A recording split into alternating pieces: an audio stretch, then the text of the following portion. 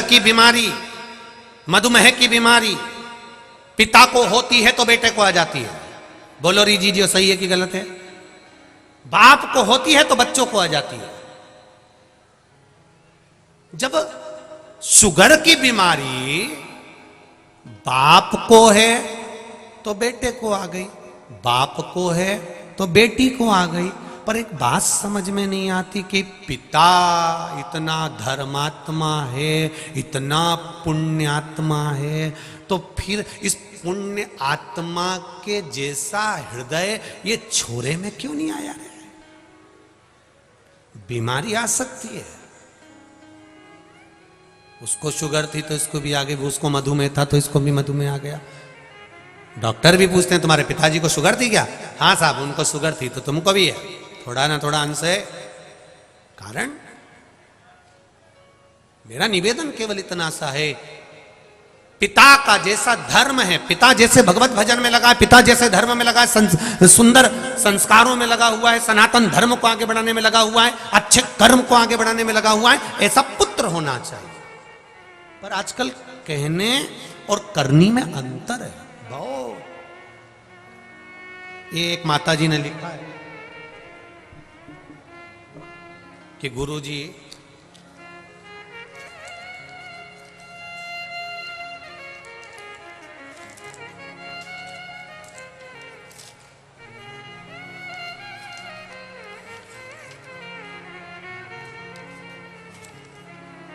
प्रीति त्रिपाठी निराला नगर कानपुर से, इन्होंने लिखा है,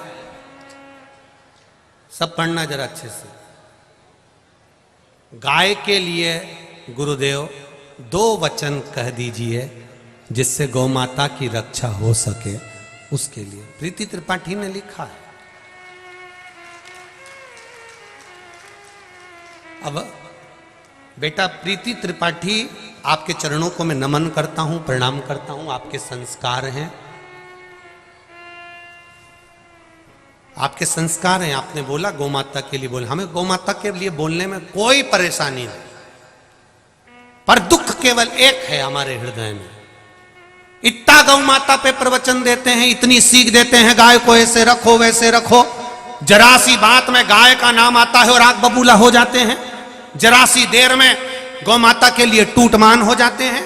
मेरा केवल इतना सा निवेदन है, अगर आस्था चैनल के माध्यम से, फेसबुक यूट्यूब के माध्यम से और इस कथा पंडाल के माध्यम से अगर आप सुन रहे हैं, तो निवेदन केवल इतना करूंगा कि जो लोग इतना प्रवचन देते हैं गाय के लिए, इतना कहते हैं, गाय को रखने की सीख देते हैं, जरा जरा सी बात में गाय के लिए दौड़ पड़ते हैं, उनसे भी मेरा केवल इतना सा निवेदन है, कम से कम एक गाय अपने घर में तुम भी रखो रे। कम से कम गाय की सेवा करोगे तो गौ माता बचना प्रारंभ हो जाएगी। हम केवल मंचों से ना बोलें, हम केवल प्रवचन में ना बोलें, हम केवल जरा सी गाय बात निकली और जरा से उसमें हम टूटमान हो रहे हैं। तो हमारे को फर्ज बनता है कि रोड पर चल रही गाय जो कट रही हैं, पड़ी हुई हैं, जिनको भोजन तक नहीं मिल रहा, उसकी जवाबदारी हमारी खुद की होना चाहिए कि हम उस गौ माता को स्वयं लेकर आए, उसकी सेवा करें, उसकी चाकरी करें, उसको संभालें।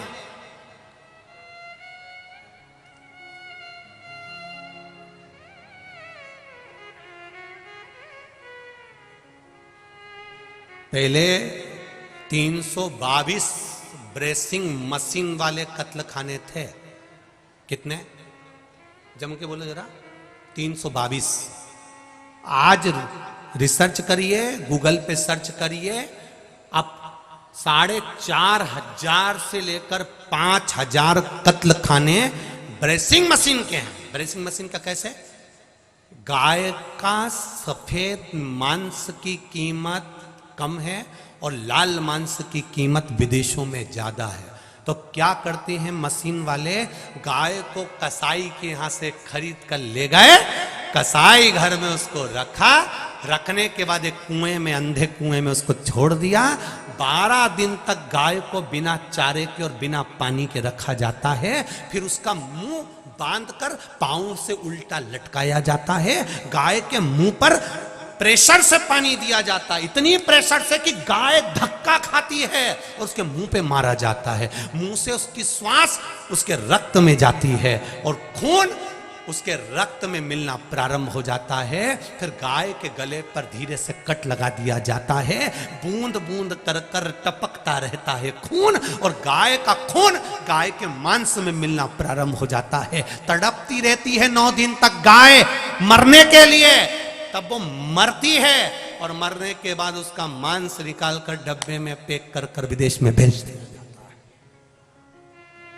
जरा विचार करिए गौ माता की दशा कितनी खराब है।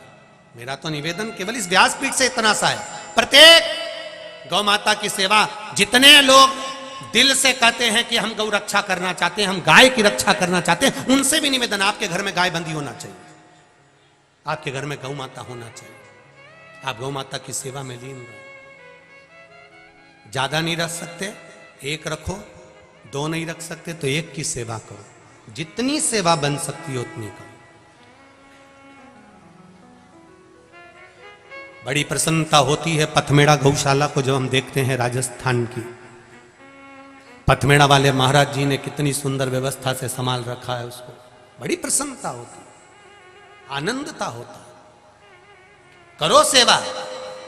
प्रहलाद जी महाराज का चरित्र कर रहा है, प्रहलाद जी महाराज का सुंदर भाव कर रहा है, भगवान की विरल भक्ति कर रही है। हिरण्यकशिपु ने प्रहलाद को जगह जगह मरवाने का विचार करा पर नहीं मर पाया, क्योंकि उसको मेरे महादेव ने, मेरे भगवान ने उसको रख रखा था। कई लोग कहते हैं किसी ने हमारा बुरा कर दिया, किसी ने हमारी दुकान बांधी, किसी ने हमारे ऊपर टोना कर दिया, किसी ने हमारे ऊपर टोटका कर दिया, किसी ने हमारे ऊपर ये कर दिया, हमारा व्यापार नहीं चल रहा, हमारा ये नहीं चल रहा, हमारे ऊपर ऐसा कर दिया कि हम बीमार हो गए। किसी की सामर्थ्यता नहीं कि कोई तुम पे टोना कर दे। अगर टोना करने वाले होते तो सबसे पहले मोदी पे ही करते।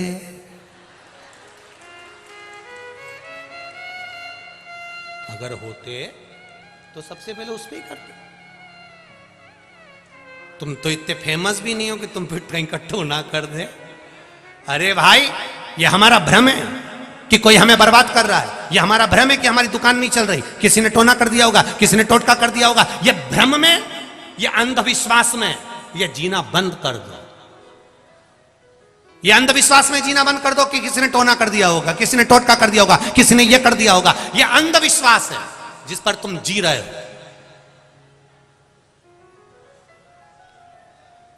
कोई किसी पर कुछ नहीं कर सकता।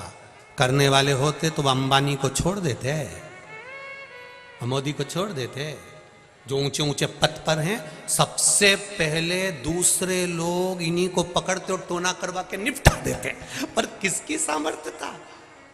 अंधविश्वास में जितना फंसोगे उतने फंसते चले जाओगे, अंधविश्वास में जितना डूबोगे उतने डूबते चले जाओगे। किसी की सामर्थ्यता नहीं कोई तुम्हारा बुरा कर दे। बस एक संबंध बनाकर रखो, वो शमशान वाले से। जब शमशान वाला तुम्हारे घर में होगा शिवलिंग के रूप में, तो किसी की सामर्थ्यता नहीं कि कोई कुछ कर दे।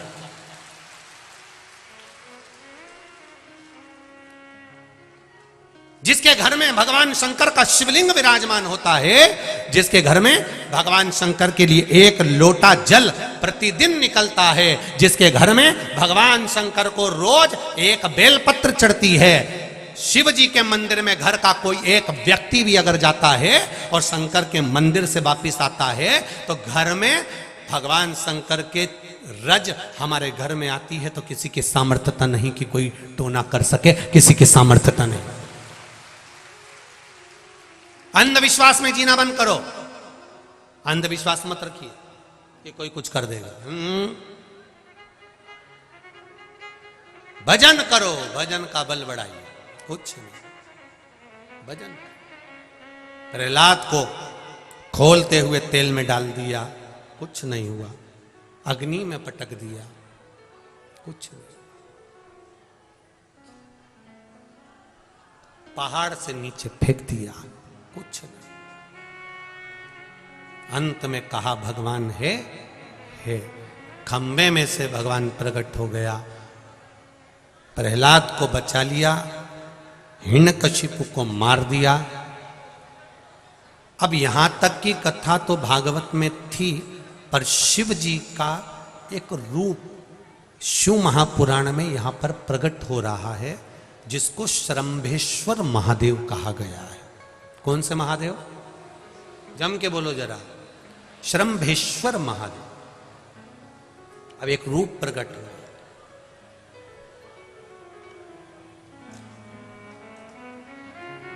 अब नरसिंह भगवान ने हिरण्यकशिपु को मार दिया, पर क्रोध कम नहीं हुआ है नरसिंह भगवान का। सारे देवता भगवान शिव जी के पास गए, भोलेनाथ भोलेनाथ भोलेनाथ। देवादिदेव महादेव ने पूछा क्या हो गया? वो भगवान नरसिंह को बहुत गुस्सा आ रहा है, जहां जाते हैं वहीं टूट फूट कर जाते हैं, कुछ कृपा करो ना भोलेनाथ। क्रोध करने वाला व्यक्ति दूसरे के चक्कर में खुद को क्रोध करता है, दूसरा व्यक्ति इसका मजा लेता है और स्वयं क्रोध में गुस्से में अपना काम बिगाड़ बैठता है। दूसरा व्यक्ति इसका मजा ले रहा है। क्यों करना क्रोध? क्या करोगे क्रोध कर कर?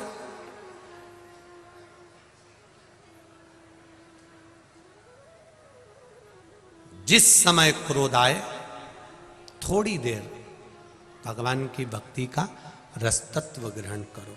शिव मंदिर पहुंच गए, भगवान शंकर का गुणगान करा, स्मरण करा। कभी कभी हम हमेशा कहते रहे हैं, आज फिर कह रहे हैं, कभी मौका मिल जाए, घर में अगर ज़्यादा क्रोध हो रहा हो, चिड़चिड़ प्रवृत्ति हो रही हो, क्लेश ज़्यादा हो रहा हो, तो एक बेलपत्र लो, इस बेलपत्र को शंकर भगवान के शिवलिंग पर चढ़ा दो,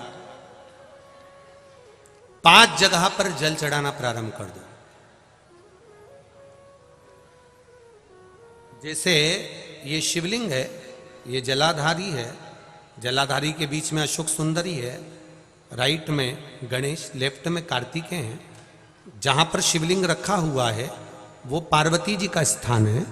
ये शिवलिंग ऊपर से जो बूंद बूंद पानी जलाधारी से टपक रहा है वो शंकर भगवान की 5 लड़कियां हैं, जया, विषहरा, शामरीवारी, दौतली, देव। 5 जगह पर जल चढ़ाना प्रारंभ कर दो। अगर ज्यादा घर में क्लेश हो रहा है, गुस्सा आ रहा है, सब चिड़चिड़ कर रहे हैं, एक बेलपत्री चढ़ाओ, जल भर कर ले गए शिव जी के मंदिर। पहले अशोक सुंदरी पर चढ़ाइए, फिर गणेश जी पर चढ़ाइए, कार्तिकेय पर चढ़ाइए, इसके बाद में जलाधारी पर चढ़ाइए, फिर जल शिव जी पर चढ़ा दो अपने मन का भाव रखकर। 5 मिनट बैठ गए, शिव मंदिर में शंकर भगवान के शिवलिंग का स्पर्श करा, स्पर्श कर कर वही हाथ को लेकर अपने घर पर आ गए। दिल्ली में प्रवेश करते हुए कहीं हाथ लगा भी दिया, क्योंकि ये तो बल है मेरे शिव का, आप अंदर प्रवेश कर जाओ। ज़्यादा से ज़्यादा 8 से 9 मिनट लगता है। घर में कितना भी क्लेश चल रहा होता है, अपने आप 9 मिनट 10 मिनट के अंदर शांत हो जाता है। क्रोध की शांति भी मेरा शिव है।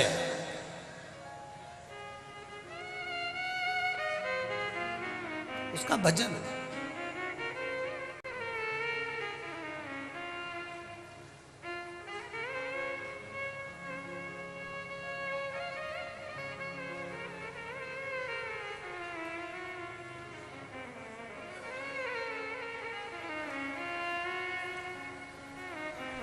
वो बस उसका स्पर्श मात्र हो गया तो हमारा कल्याण हो गया। स्पर्श मात्र से